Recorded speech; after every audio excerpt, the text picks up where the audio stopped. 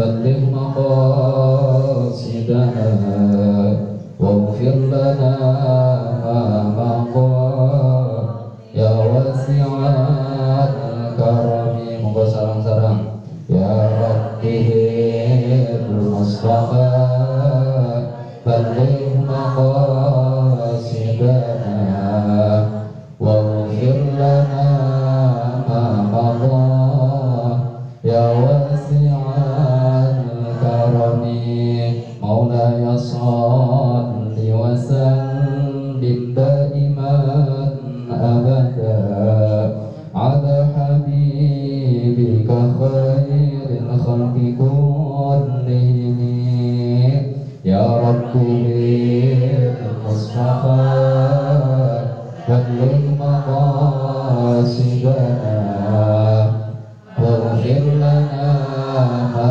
madha ya wasi'al karami.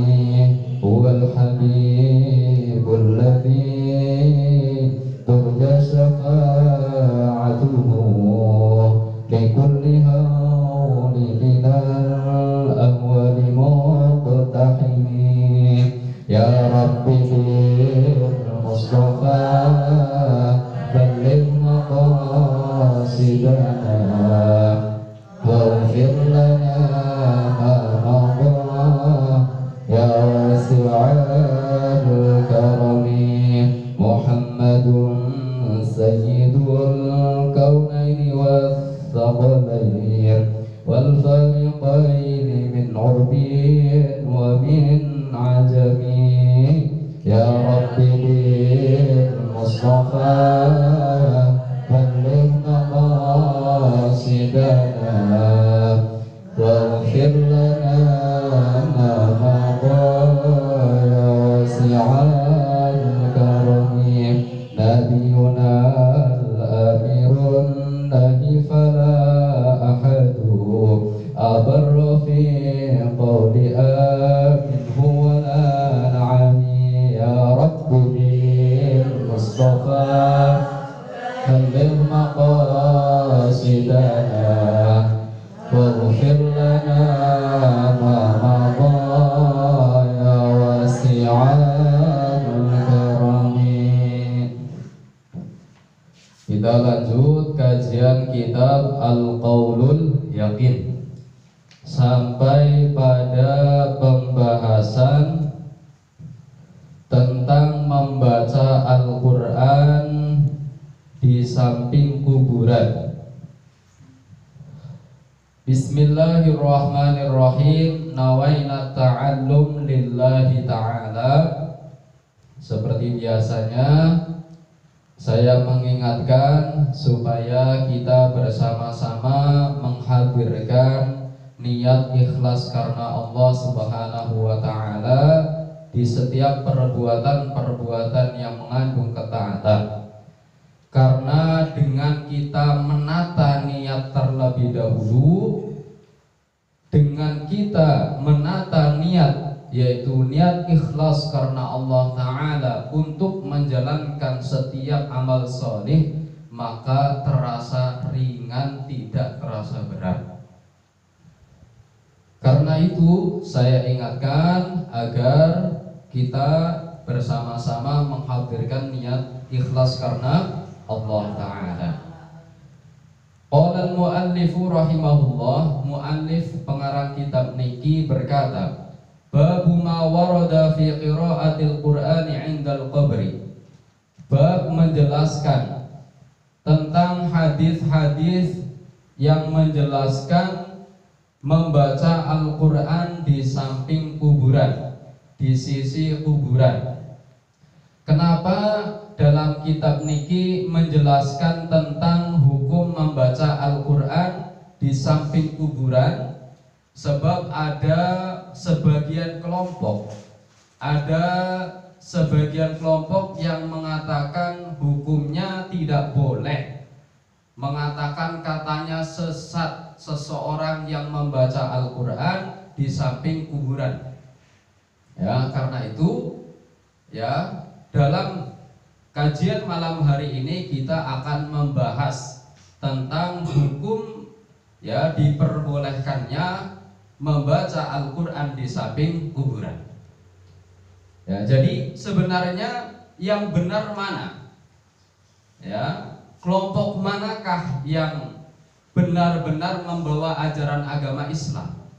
Apakah kelompok yang menyesatkan orang yang membaca Al-Qur'an di samping kuburan?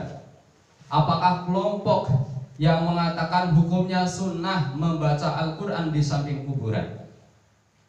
Yang jelas, faham ahlu sunnah wal jamaah, para ulama-ulama ahlu sunnah wal jamaah, seluruh mazhabul arba'ah menyatakan hukumnya sunnah untuk membaca Al-Qur'an di samping kuburan. Ini ajaran Islam yang sesungguhnya.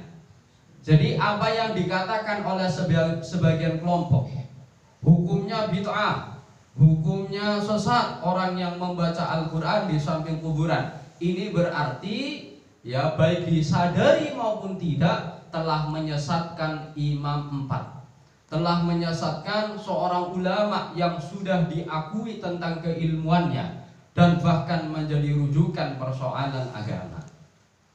Nah, rawal Hafidhul Baihaqi fi Sunanil Kubra, seorang yang menjadi al-Hafidh yang bernama Al-Baihaqi di dalam kitab Sunan Al-Kubra, ya, juz 4 halaman 39.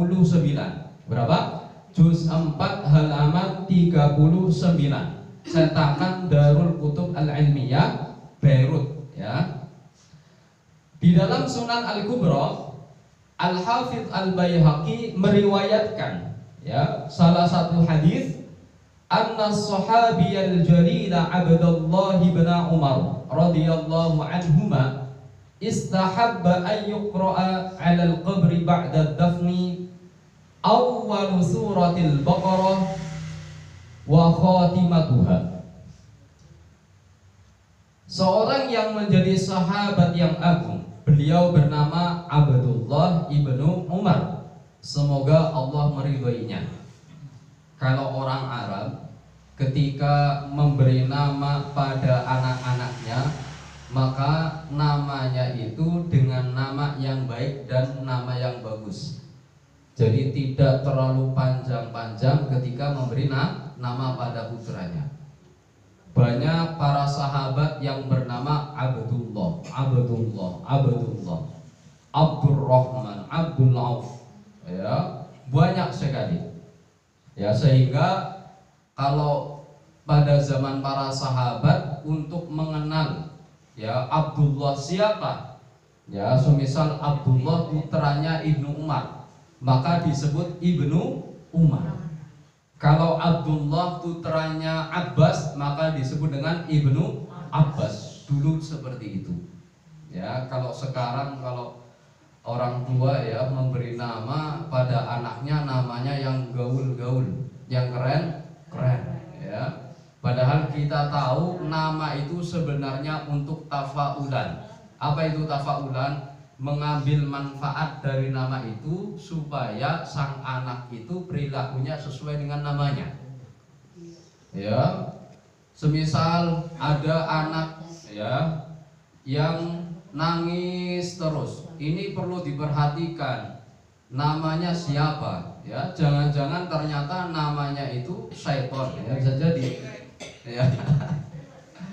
Ya, macam-macam.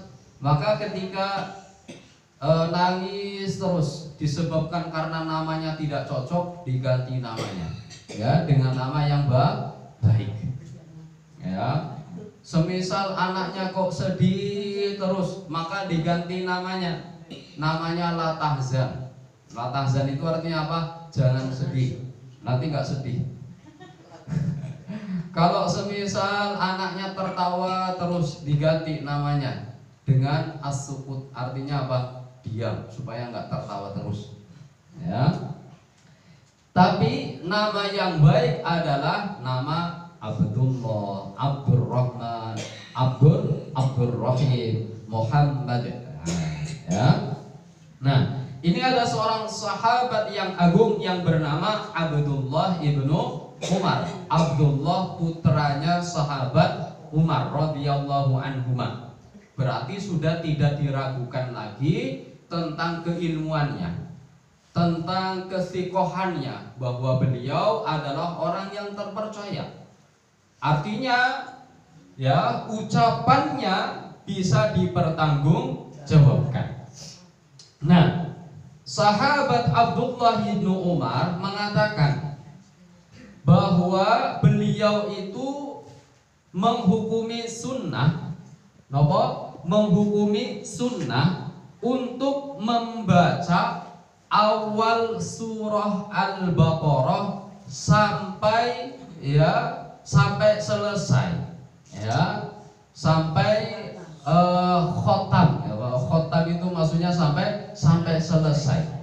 Dari mulai awal surah Al-Baqarah sampai selesai disunnahkan untuk dibaca, ya, alal qabri ba'da dafni, ya, di atas kuburan si mayit yang telah dimakamkan.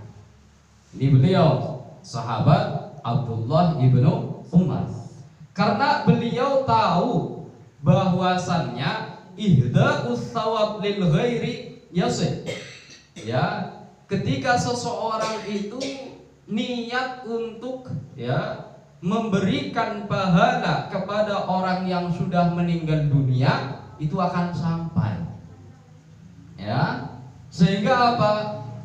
Orang yang membaca Al-Quran dari awal surah Al-Baqarah sampai selesai dengan niat ikhlas, ditunjukkan pahalanya kepada siapa? Si mayit, orang yang sudah meninggal dunia, maka pahalanya besar sekali yang diperoleh oleh si mayit. Bukan hanya si mayit mawon, ya, yang dapat pahala, yang membaca suratul Baqarah hingga sampai selesai pun mendapatkan pahala juga. Nah niki sinten sahabat Abdullah ibnu Umar.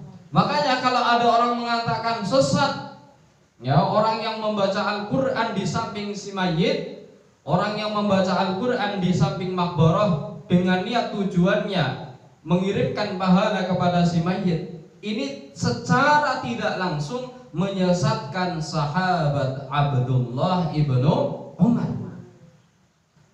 Jadi ajaran Islam yang benar, ya, ajaran Islam yang dibawa oleh Rasulullah SAW, yang dibawa oleh para sahabat-sahabatnya, dan kemudian diteruskan oleh para tabi'in, kemudian diteruskan oleh tabi'in, kemudian diteruskan oleh tabi'in hingga ulama-ulama yang hidup pada zaman sekarang niki, semuanya berkeyakinan bahwasannya disunnahkan untuk membaca awal surah Al-Baqarah hingga sampai selesai di atas kuburan si mayit yang telah dimakamkan. Makanya kalau ada orang yang menyesatkan, berarti telah menyesatkan ulama-ulama dulu dari generasi sahabat hingga sampai sekarang. Dan ini pun kata, ya, di media sosial, teng FB, teng YouTube, nggih, terus teng Twitter, teng pundi malih, teng WA, ya, grup-grup macam-macam. Di situ, ya, terkadang ada kelompok yang dikenal, ya, kelompok Al-Wahhabiyah. Kelompok niki, ya, menyesatkan orang yang membaca Al-Quran di samping kuburan. Buat apa sih? Ya, bahkan saya mendengar sendiri, ya, salah satu dari pemuka mereka, ya, mengatakan katanya seperti ini, ya, buat apa sih orang kok mengunjungi orang yang sudah meninggal dunia? Apa manfaatnya itu? Aneh-aneh. Oh, kiainya cari uang dengan cara ngajak-ngajak jamaahnya supaya datang-datang ke kuburan. Buat apa? Mintanya kepada Allah, katanya seperti itu.